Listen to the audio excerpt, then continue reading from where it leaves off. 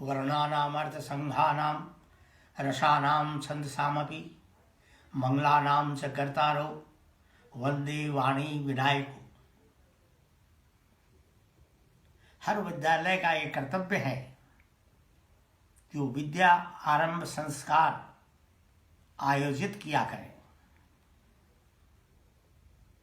नियमानुसार षटकर्म और षोडश क्रियाओं को करने के पश्चात देवताओं में प्रथम पूजे गजानन जी की पूजा की जाए और विद्या और ज्ञान की दात्री महासरस्वती का भी पूजन करें।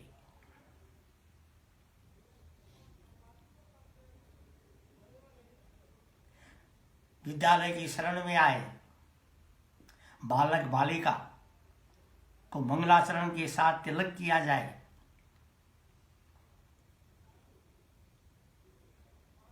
और उसकी कलम, एक्सरसाइज बुक और पाठ्य पुस्तक का भी पूजन किया जाए।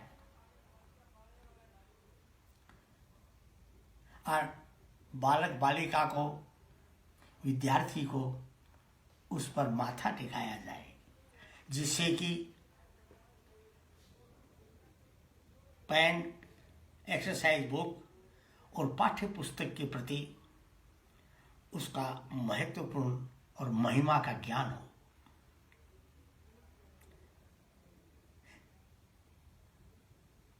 माता पिता और गुरु को ब्रह्मा विष्णु महेश की संज्ञा दी गई है। वो तीनों देवों की तरह से पूजित माने जाते हैं।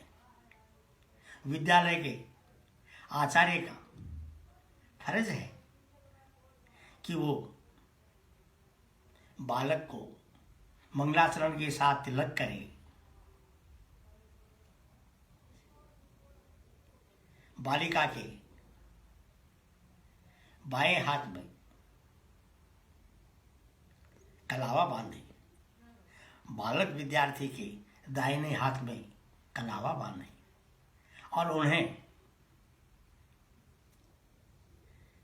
लाल, सफेद और पीले रंग का पुष्प दे और उसके हाथ से ही सरस्वती माता को अर्पित कराए। माता पिता गुरु सबके समक्ष विद्यार्थी को आशीर्वाद दें और गुरु की शरण में जाते ही प्रथम विद्यार्थी के हाथ में पेन देकर उसकी सहायता करते हुए गुरु जी का फर्ज होता है कि वो सर्वप्रथम भू भुवः स्वः लिखवाए। ओम भू भुवः स्वः।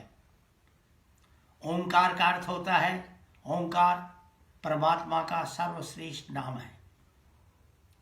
भू संसार का आधार है, भुवः संसार की रक्षा करके सबका कल्याण करने वाला है, स्वः सच्चिदानंद सच्चिदानंद है। इसका प्रयोजन यही है कि बालक और बालिका आस्तिक बने, ईश्वर में विश्वास रखने वाले बने, संयमी और सदाचारी बने। विद्यार्थियों को धीरता, वीरता, सचरित्रता, पवित्रता, जितेंद्रियता और देशभक्ति का ज्ञान दिया जाए, जिससे वे राष्ट्र के उपयोगी अंग बने। गुरुजनों का ये फर्ज होता है कि जो विद्यालय जाते हैं तो भगवान से प्रार्थना करें, हे परमात्मा, हे प्रभु, हमारी सहायता करो, बाल जीवन के रहस्य को समझने में हमारी मदद करो, जिससे कि हम बालक के स्वरूप को जान सकें, उसे प्यार कर सकें और आपके बताए नियमों के अनुकूल और आपके संकल्प के अनुसार उनको बना सके। O Lord, help us to penetrate into the secrets of the child, so that we may know him, we may love him, we may serve him according to your laws of justice and following your will. नीति शतक में विद्या की महिमा के बड़े रोचक प्रसंग दिए हैं। उसमें महिमा का गान करते लिखा गया है, विद्या नामस्य रूपमधिकम प्रसन्न गुप्तम धनम, विद्या भोग करी यशय सुख करी विद्या गुरु नाम गुरु, विद्या बंधु जने विदेश गमने विद्या परा देवता, विद्या राजस्व पूज्यते नहीं धनम विद्या विहीनय पशु, कामधेनु गुणा विद्या हये काले फलदायिनी, विदे मात्र सदस्य गुप्तम धनम स्मृतम, न चे चोरहार्यम न चे राजहार्यम न चे भ्रातृभाज्यम न चे भारकारी, वे करते वर्धति एवं नित्यम विद्या धनम सर्वधन प्रधानम। विद्या यथार्थ में ढका हुआ रूप और गुप्त धन है। विद्या भोग या सर सुख को देने वाली है। विद्या गुरुओं का भी गुरु है। विद्या विदेश में भाई के समान और माता के समान काम आता है।